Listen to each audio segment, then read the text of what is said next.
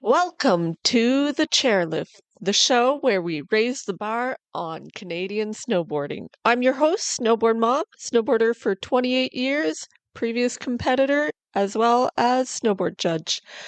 On this week's episode, we continue to speak with Crispin Lipscomb, and he will talk to us about sponsorship and navigating the sponsorship landscape. So he's going to go through some of the sponsorship realities and explain also the process of carding for athletes. Not just that, but he's going to give coaches and parents some insight into how to incorporate sponsorship into coaching, as he believes it is one of the elements that's often missing from that coaching curriculum. So, join me for the ride and let's join Crispin for this episode. You talked about getting carded and so on, and you know, being a national team athlete really, if you're not carded, can be quite expensive. But in terms of the carding funding, was that enough to sustain and support your competitive snowboarding schedule, or did you require support from sponsors and the sponsorship of mom and dad, for example? Yeah, right. So they'll have so many cards allotted from, is it Heritage Canada? That's where the sport funding comes from. And so then they have sort of a pool of limited cards that could be applied the same to all other sports too. So we're all competing for this pot between sports, let's say, unknowingly to the athletes, but the higher level, they're just looking at the numbers straight up off each other in a Canadian way. They're doing it very sort of openly and bureaucratically as they can. And so they just want to quantify that how well in likelihood a team, or not individuals, but teams or a cycle within each sport are likely to win medals. So they'll get a few more. But basically, then our disciplines will all have to compete against each other in the same way. So then when you have the small group of guys, you get absolutely given to you if you get top 16 at the World Champs or the Olympics. You just get your carding. But then of these remainders, then you're kind of in a competitive points table, who gets the next cards down. Then you'll have little B carding, which is half the value, and that's down meant to be into the development level to help get people up and sort of into that top group.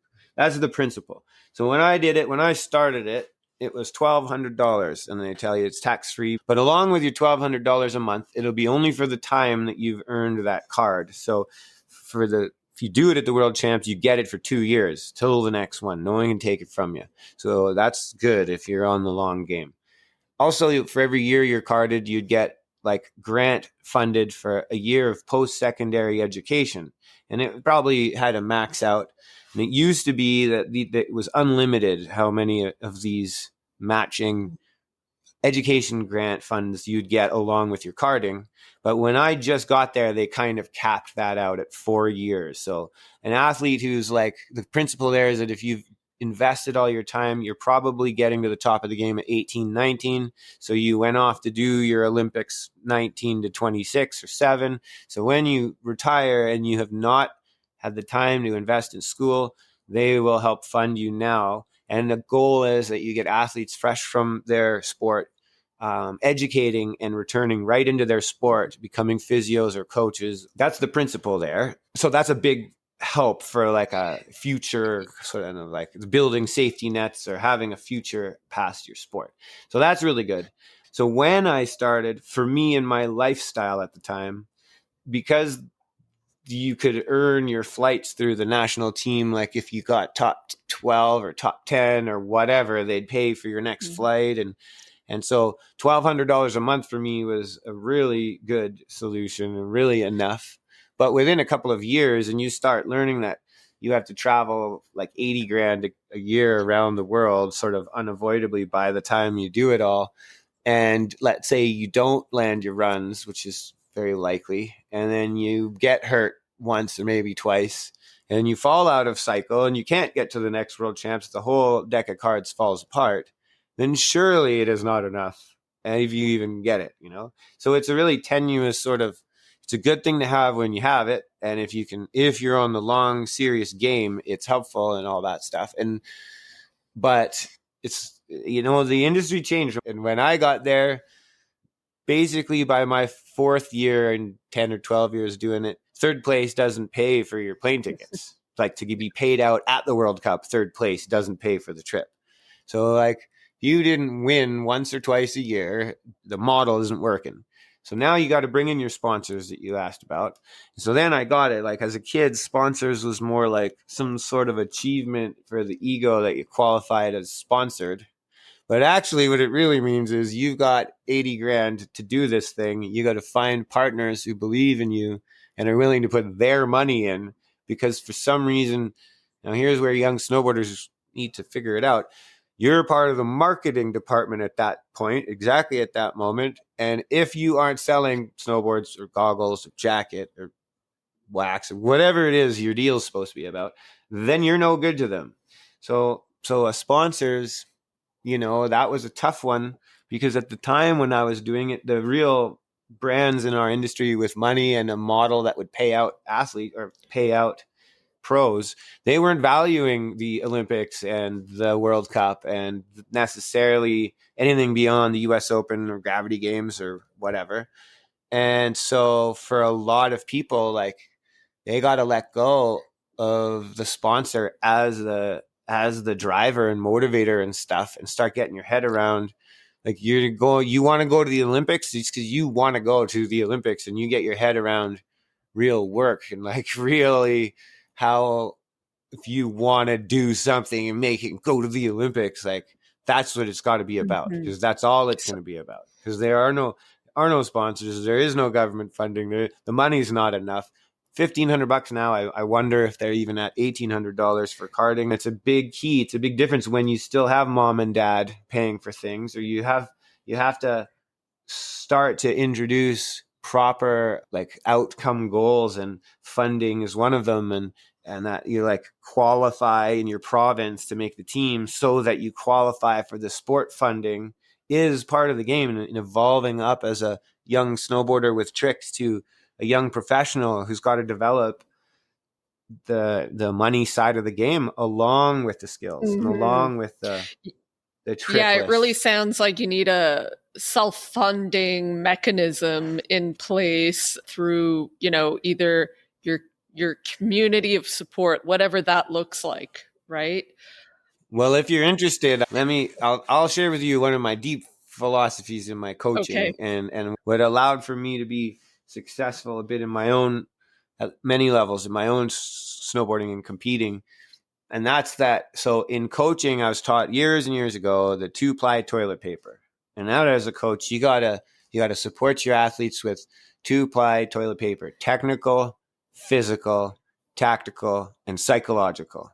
So I'm thinking about that. And I worked in Cassie for years with their 5 technical skills, a little pyramid they used to have, and all the different, New Zealand had like all their different skills technically broken up, and they had one of those like many circles overlapping, like a color wheel, and then where they do overlap and connect, and they're all linked, but they're all their own. That whole ways of trying to formulate technical, like, okay, yeah. And then you have your psychological, so that's your mindset and your drive and your motivation and your fears and your your work ethic and things that are, in the mind and heart.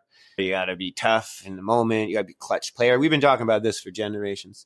Then you have your tacticals, your planning, right? Your model, your training model, but ultimately your plan to deliver on contest day, and the script of the football game or the whatever everyone has. You got your head around a good plan, right? Failing to plan is planning to fail. That's Tom Wilmot, the head of New Zealand Snow Sports. That's his go-to expression. But then you have your physical, right? So you have your strength and your conditioning, your injury prevention, and your capabilities, your power and your energy type and your commitment to your strength and physical. So that's fine, and that works. So if you support an athlete, or an athlete, approaches well their whole self, and are honest and clear, and they work hard in that model, you'll get almost the whole way. But the piece that's never taught in the Canada Snowboard coaching model, is never introduced in anywhere else, is the fifth element. So for me, it's the 5 pillars of the sport. The fifth one is branding and sponsorship. So that's your technical, tactical, psychological, physical, and branding and sponsorship. So in branding and sponsorship, that's like, get it off right off the start. You got a rep. You got your own brand. You got your reputation in your community. And snowboarding has grown now into so many branches, and it's more clear nowadays. And you can really like own a style or a dress style, but who's your sponsor, who's not your sponsor. It's who you're relating with. Well, that's when you're young and you're doing it, right? And I'm not talking just like socially, if you're getting in trouble with the dudes with the whatever thing. I'm talking about, like, that is part of it, but it's how you're interacting with others. It's how you're behaving, how you're proving your game out there. And it is what shop you align with and get sponsored by. And it is the brands you kind of pick. And if you don't teach and coach that, if you don't make space for it in a program for 12 and 13, 14-year-olds, and like talk about it and support them, and like, I'm talking about sport history. I'm talking about bringing the videos on the VHS to show these kids, talking about the legends, talking about the origin of these tricks, talking about the names of tricks. That's like building and keeping and maintaining and perpetuating parts of our culture that we want to keep. And if we don't make the space, so you can't fight the facts that like the impact of Red Bulls and big brands have had on the advertising models to kids in sport, but we can talk about it, and the kids will, you know what I mean? Like you don't need to leave it up to the industry. So branding and sponsorship is a huge part. It's the fifth element, and you got to watch out building kids too far on any one of them without bringing up all the other 4 to support it. Because what does it matter if your 14-year-old kid can do triples if they're not as consciously working their value with sponsors, working, protecting themselves, or building relationships, or like plotting it out for 4 years, what they want to do, how to monetize themselves. That's right. Yeah. There's quite a few things that you did mention there that does resonate with me. And marketing is a huge aspect. And I think we've seen some aspects of snowboarding not be monetized as well, or not seeing the popularity as much because of that failure to market. And I'm thinking, parts of snowboarding, like we're seeing racing really on the decline. Thankfully, we have snowboard cross that's, nail biting and exciting to watch. The marketing aspect just hasn't been there. Well, yeah, there's a whole thing there, right? You got there's the people who really do the snowboarding, the real users, the deeper, like, we're talking about athletes, right? Let's just say, like, people who are really in it. They're the ones that use the boards and actually break them or twist them or bend them. And they're the ones that are at those speeds and really testing the gear. And the industry, like, only just, they have their business, and the riders representing them, or like the idea of connecting their brand quality or value to another young athlete, like, that's just the marketing department. And so you got to be honest, if you don't know about just basic business, but the marketing department's typically a very small percentage of the entire business's like balance sheet. They've got to run a business. They've got to make things, sell them to a big enough group to be afforded, like to balance the cost of making so many snowboards, let's say. So like, it's always been a real tough one. And it really takes a brand, let's say like Burton, who invested in the US Open for so long with so much money because Buddy believed in it. And now there isn't the Burton Open anymore. So where I mean to go with this is like, we can be, you want to be aware and honest and clear about the business environment, but like, it's all just about using the model you see, and be the one racer that figures out the the current, I don't know if it's the social, whatever one's hot, or you got to dance to this song with your crew and do split screen something, whatever, like do that if you want, like the bobsled. I'm thinking in the Olympics, COC's done a big thing with their athletes in the socials, right? And they got them all having fun doing that. And like, that's how you do it. You want to be out there. You want to be valuable to anyone. You gotta be doing it, like you gotta, like you're useless to any of the major Canadian corporations till you're on the cover of the Vancouver Sun You got to get doing noticed. your method grab, doing the grind. And like until you do that like 3 times, no one's going to talk to you. But then you do it the 4th time, and 2 or 3 serious people will show up and start to make long-term marketing business plan around you for 2 or 3 years. That will require a bunch of, visit days, or like, hosting nights and VIP party attendance and some web content, and all this stuff will be wrapped in, because they're trying to sell cars. They're trying to sell Toyota cars, or trying to sell McDonald's burger. Like no one's knocking on the door, and no one wants to give you any money, because every business is trying to spend the least amount of money on marketing for the most amount of sales. So back to the gear and all that stuff, like I remember we're using our snowboards hard, and we're boards are breaking and gear is strong. 2008, 2009 economic crash, the whole thing changed. They were not making 1,000 snowboards and hopefully selling 800. They were pre-selling the year before, and whoever bought them at the Vegas show, they would only make 17 of those snowboards, send them to the 5 shops, and that was it. And the snowboarders in the scenes, we were getting like empty fake boards with just like not what it's going to be, but we're out there riding and shooting and trying to win a World Cup on this like fake wrapped board, because you need the shots ready for next fall's print of the megs. And I'm like, well, what do you want me to do here? Do you want me to win, or do you want me to get you your photo for next year's thing? And so like that's where understanding the environment and knowing yourself and knowing what you want to achieve, then that's where you get a lot of freedom, because then you also start getting what you want out of it. You get a lot more reward and return, I think, because then you own it, and then you get partners. It's knowing yourself. Then you got partners, who aligns with you. Then you can go and speak their language, articulate your value to them, and deliver well, because you were involved in the deal. Like, rather than just sort of walking up and saying, I want to be sponsored to, do I talk to the team manager? I got to do whatever it takes for the team manager to see me. So then, and so now let's go back to that basic model. Like, you're not just you're the one who can do 1080s. You got to be there the night at the bar when the buddy from the main office is partying with your local rep and the shop owner. You actually got to be there at that party and hang cool. You got to be a good hang. And then then maybe the next time it comes up, perhaps you could get invited to like free riding the next morning at noon, because they're all hungover and have fun. And this might be against all of your personal values, but that's the ladder to achieve getting a sticker on your helmet from this like brand of those guys. So if you know yourself and you can be around and doing the stuff that you enjoy, and like the people you're sharing your goals, then it's all very rewarding. And like the times you would go to be self-representing and would be in this context, that the place you like.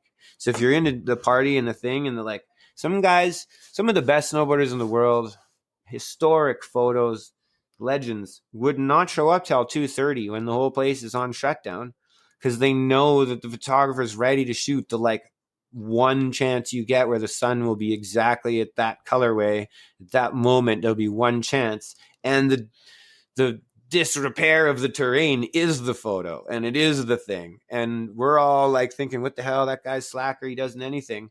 But just like 3 weeks later, there's the cover of the magazine. You're like, I was there that day. You can't believe the conditions that was done in, you guys, And you're like, well, yeah, that's success, because that guy and his photographer know the editor at the magazine, and boom, you're a superstar. So like, you know what I mean? Like that was really rewarding for me anyway, when I started to get that discovery. Okay, so a few words from our sponsors. Stone Snowboards is sponsoring the show and our Mavericks club.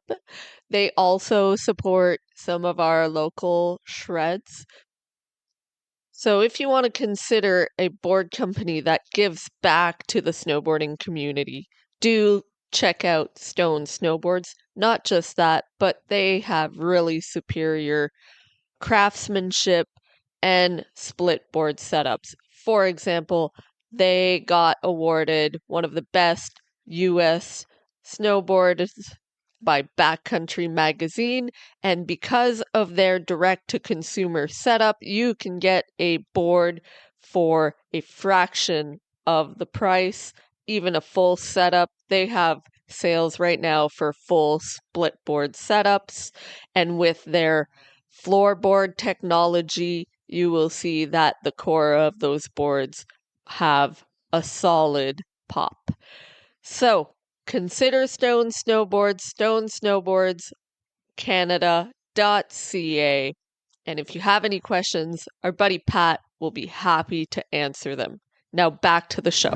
At the beginning of this was at Torino, where I arrived there now 4 years into this huge plan. I'm on fire. I'm trying to kill it, but I'm working my sponsors. And I was just recently with Solomon, let's say, or I can't remember. Anyway, and I ended up leaving for Torino with no snowboard. We didn't get connected.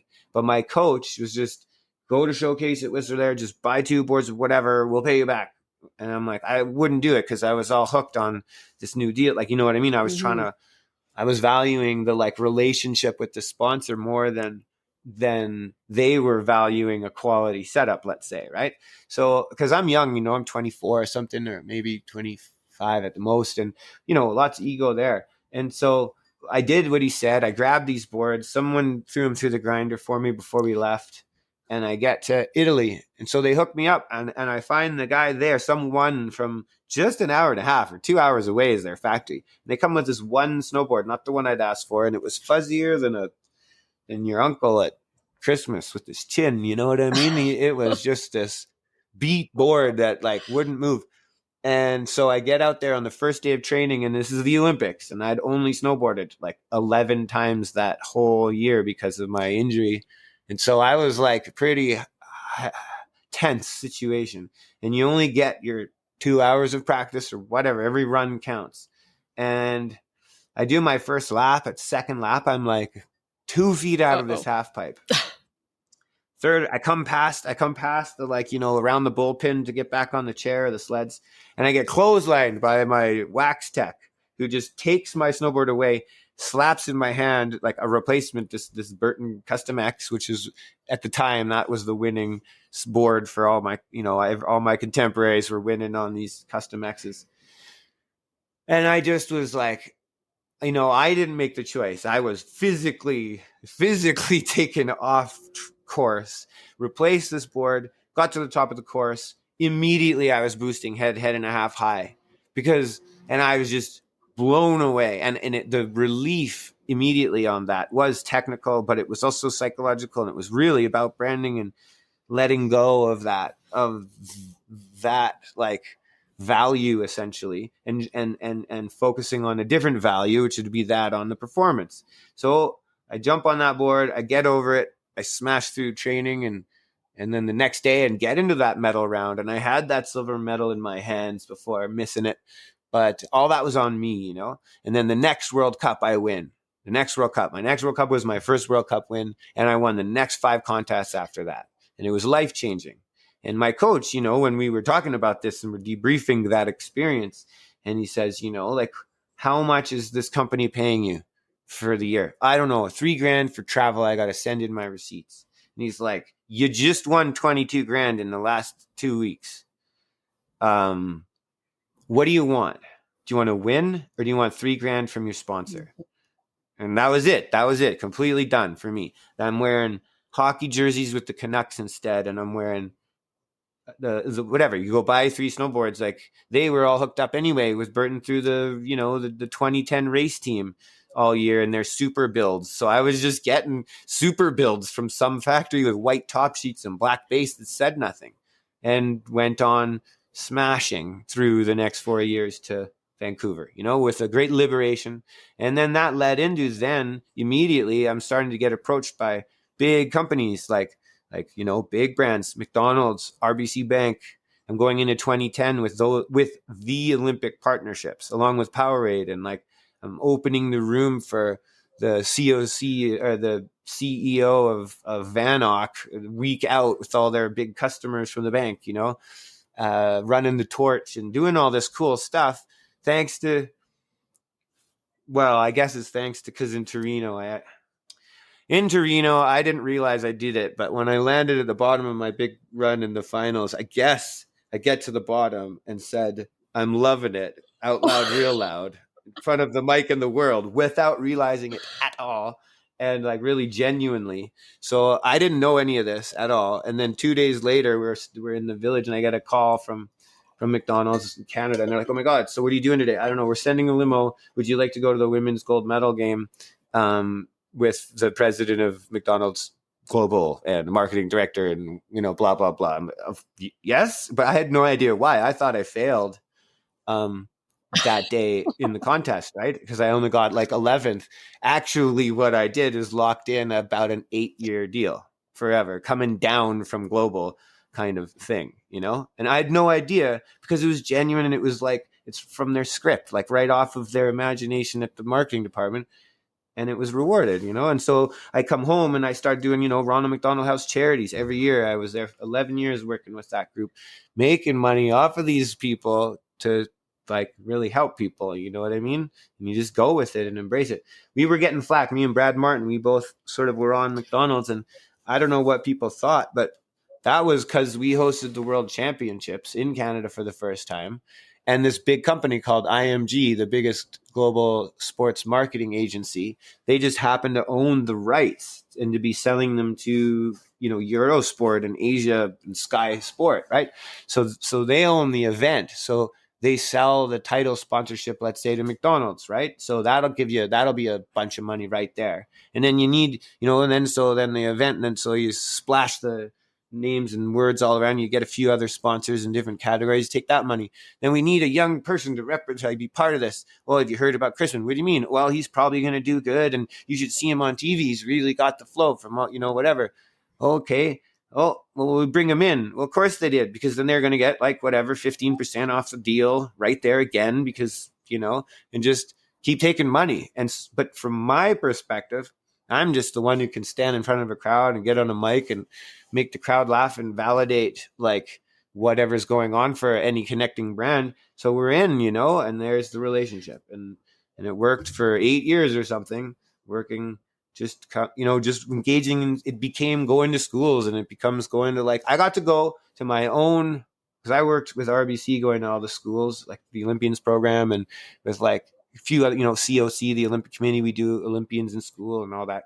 But I actually got to go all the way back to Ontario, to my little Glen Tay school in Ontario, and went to my elementary school and ran around in circles and had fun and walked the halls and found myself in the, the pictures of all the years. It was a real trip. And I never, ever imagined going back to Ontario to my school for any reason, So anyway, these are the interesting outcomes that are quite fulfilling if you know yourself, and you if you can align with the partners that are valuing what you do, then you feel valued, then you'll do better, and then it's a great so thing. I'm trying to really grasp what the the little bit of learning piece or takeaway piece here from this whole story, because you came in, you had a brand sponsor,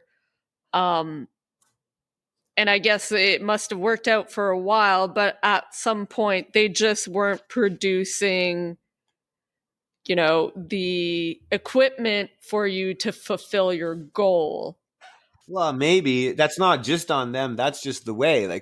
There's no good gear really anymore. And so then you want to be good, you just got to go with it. So the gear you're choosing can be based on getting it for free. You can hook it up. You can get the hookups. You can work up the ladder, the sponsorship ladder, which is, by the way, for your young listeners, it's like, do good, be doing good tricks, but go to your shop. And then from your shop, they're going to have a local rep and your regional rep from the different brands. So you try and get introduced to one of the regional reps. and then you got to stand out. You got to hook up with you got to do whatever they need you to do to stand out. So that's going to probably be like clips and things and whatever, some contesting, maybe, whatever. Then you got to shine brighter than anyone else. He operates in his region, so he doesn't want to afford you anymore. He wants to up you to like the Canadian agency who owns the license to this brand. And so then you want to get 2 boards for free every year, and a set of bindings is like a lot in the current day, because that Canadian guy, father of 2 with his wife and their lovely couple, they have to buy all the gear that they're having to sell on. So when you say, can I have a snowboard and some bindings, they're like, I will give you actually give you money out of their kids' mouths because they believe in you selling more boards. Then you got to be like killing it better than all the other Canadian dudes and women already that he operates with, and are proving to sell or not, and that you're better, you're more valuable, you're more whatever they're trying to do, that you're more of that than everyone else, and he can't afford to do anything but pass you up to the international company. Then you'll be on the what you start to become into being like the pro for the team. You got to even be only talking to the international company wherever they're from, like your home base, your mothership, like factory, basically. So then you've got to work out a way to be more dope or more whatever, more GNU. You got to be more, you have to be more nitro than everyone else on the nitro pro team. You got to build relationships so strong that the next year they're going to start like putting you in their magazine shots that they're paying for, because they want to start, because they're carefully working their brand over time as they want to try and control it in the market, using the stars and using the reputations of these young athletes like chess players on the board. And they're like against other brands, and they want to sell more snowboards. So they all have a different way they're trying to work their chess table. And you got to be the queen if you want to get paid, if you want anything to do with it, and like the king. And you got to be you got to get past all those very famous stages before the big brand you're on the table. Then, so now imagine how long that takes. That's a good, strong, long path. And when that happens and you prove yourself, and they're going to pay for 6 ads. Well, back in the day when there were magazines, but it was so simple then. But let's say they had 7 issues and they had bought all this money to buy that page every year. Then they are going to decide what to do with 7 single page images with their little team of chess players, and who are they going to showcase at what time. So then that's when you start seeing multi-brand alignments, where you got a guy sponsored by this snowboard brand, that jacket brand, and that goggle brand. And then if you could get an ad with all 3 of those big brands, but you wear all 3 of their gear at the same time, then only one brand would pay for 1 ad each, but all of them benefit on all 3 ads each time. So that's when you start being in the super pro level. That's when you'll open up a magazine and you'll see, let's say in our time, it was Chad Otterstrom or Travis Rice, but he's got the LibTech ad, and he's got the, I don't know, whatever Quicksilver jacket, and he's got the whatever avalanche bag shot. So then all 3 of those sponsors are really happy, because they're all getting that exposure through the brand and reputation of the one athlete. Everybody wins. So that's when you make it to the super level. That you're the super This is pro. really interesting, Crispin, because what I think about as you're saying this is, it's starting to really delineate perhaps why some riders, go through the video stream and are perhaps more focused on snowboard marketing, marketing actual snowboard brands, while others perhaps in the competition stream are maybe a little less focused on that brand sponsorship, because it sounds because it's a big distraction to be trying to sell things it as is. you're trying to make the Olympic team, right? But the thing is that, if it isn't brought up and it isn't trained in, if it isn't made space for earlier in life to develop in a positive way, it can become a lot to do all of a sudden at clinch times, adding way more pressure to the psychological and technical game you're up against anyway. Let's say in a contest to qualify for a certain, I don't know, whatever opportunity.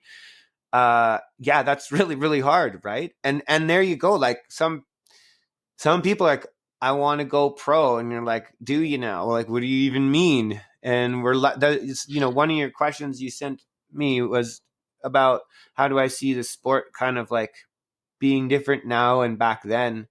I've watched the tree really branch off, and I've seen like more real primary branches and lots of little sprigs and sprugs coming up and all that. But like, I love it. I really embrace it. Some people were really resistant to change at snowboard, but I thought, what the hell's wrong with competing, getting taken more seriously? And that now there are like 45 kids in Quebec who are all really, really trying to take the one spot. What's really wrong with that? Because now if we can have a space where like a really focused kind of like driven kid who's willing to sacrifice everything at 17 to do this thing, like, is recognized and rewarded and should be in a place where that is recognized and like valued, instead of like sort of resisting it and calling it, it's all like FIS is ruined sport kind of vibe. And I think that what I've seen the sport evolve to is like, we 100% you should be into carving and flat ground tricks. Heck yeah, you and a million people. Give her. Get your culture set, get your innovators, get your legends in place, and do it for 35 years and teach your kids. Heck yeah. Like, right? And before, there were, for how open and fun and crazy snowboarding was, it sure was very limited, the pathway anybody wanted you to take for quite a long time. And now I think the outcome is that there really are. Like, but don't misunderstand, because some people might still be looking at the X Games and say, I want to be on the X Games. And you're like, wow, you want a real challenge? Get to the X Games, because you got to be the very best, better than the best. And you got to play the politics game hard, harder than you could even imagine, to be one of those 8 guys that gets to ride once a year. And like, funny how that is so valued. I think it's interesting, but it's like a mix up. They think that's the super pro, but you actually, like, the super pros can't even get close to that game because it's so hard to like, anyway, it's interesting. And I think that the sport, like, the sad thing is, like, you were asking, racing, whatever, in Europe, racers are huge. Racers are like big deal there. And like, that's awesome. Don't try and change Euro for 11 racers. Send more racers to Euro. Yeah. And like, I don't know. It's, I don't know. I think I was always trying to embrace that, but maybe because I was also on a bit of an innovator edge side path of it along the way. Okay, I hope you enjoyed this episode with Crispin Lipscomb about marketing and sponsorship. Next week, we will continue talking with Crispin, and we are going to explore the fascinating topic of sports psychology and conquering your fears to hit those massive features and land those super tech tricks.